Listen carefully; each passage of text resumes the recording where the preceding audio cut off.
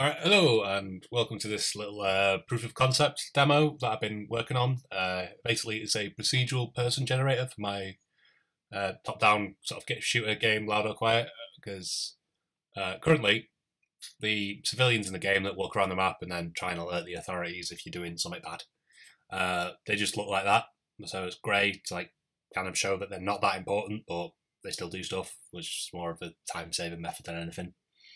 They look alright, but I thought I could try to see what I could do to add some variety to them.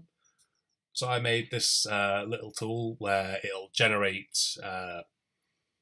basically uh, random skins for civilians, and then if you like them, you can keep them, and if you don't, you can just overwrite it and see what it does. So if I just press create person, you'll see that it'll output all the sprites here because it's reading from whatever proc person 0 is, and it'll just give you a breakdown of the sprite sheets that it's generated. So as you can see, I want that one. That one looks alright, so I'll keep that, and it'll move on to the next one. So it'll stop overwriting that, and it'll keep it stored here. And it'll automatically break up the generated sprites into a sprite sheet, so it could be used straight away. So if I just do this, I could find, say, it's torso sprite, although it doesn't have a separate head sprite, so that'll look a bit weird, but whatever. And if I got to its legs, I could just go like that. So, alright, have those legs, and yeah. So you get the idea. I might not actually use it in the end, because it's kind of hard to do at runtime, and it'll probably just lead to the same problem of having all these hipstery looking sprites with the bright green hair and stuff, so it needs a bit of work, but yeah. In case you're interested, I'll just quickly go over how it's done. Basically, start off with a blank texture which is generated to the size of the templates for whatever component it's creating. So say if we're generating a where is it, person, then it'll generate something that looks like this. So like there's the outline, and then it has a couple of versions that highlight different features in white, which will be painted a different color. So this one is painting the shading on the character. So as you can see, like the little darker blue areas here, and then if you go over to the light area, we'll see this highlights the lighter bits of the torso. So that'll be the lighter blue there.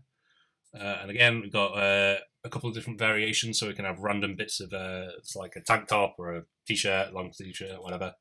So these just basically highlight different areas that can be coloured in with the skin tone. Again, let's see another one.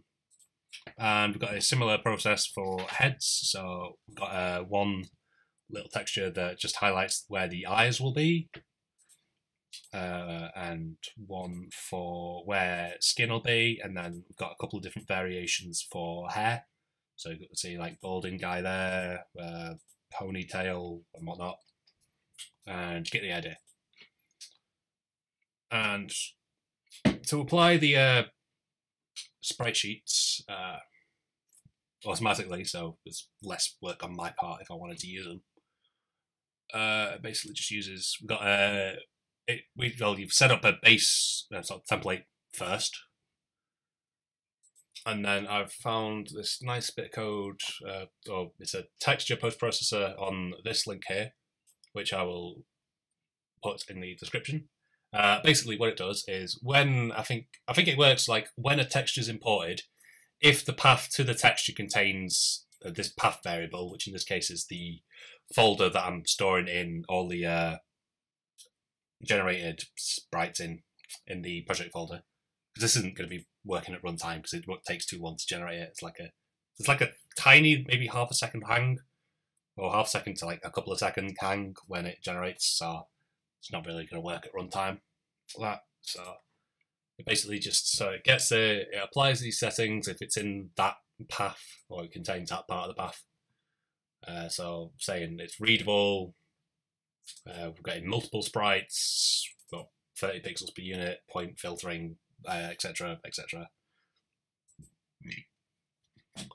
And then we use the check to like differentiate between the different components. So if it's the asset path contains torso, so we know it's a torso sprite, we're gonna create a new list of sprite metadata, which is how you can it's like how you apply sprite information. So if you're using the sprite editor, that would apply this, that would create sprite metadata basically when you're like dragging boxes to create new sprites and whatnot. Basically, that just takes it from the example sprite sheet and applies it to the new sprite sheet and saves it for whatever it is. So if it's torso, head, or legs, and then just applies all that, and then import, and then it's re-imported, and we end up with a nice, shiny, procedurally generated person that looks like this.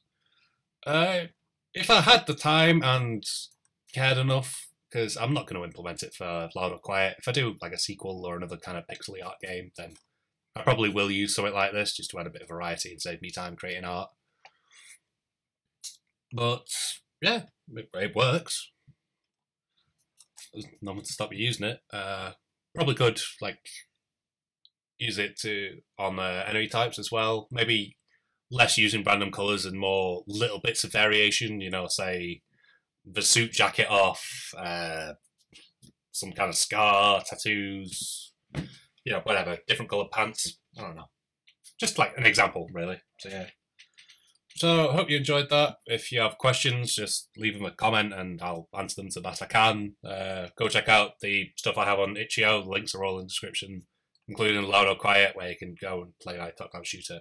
I think that does look a bit like Hotline Miami, but whatever. And yeah, and some other projects like procedurally generated roguelike that I made for my dissertation, and some other gubbins. So yeah. Bye.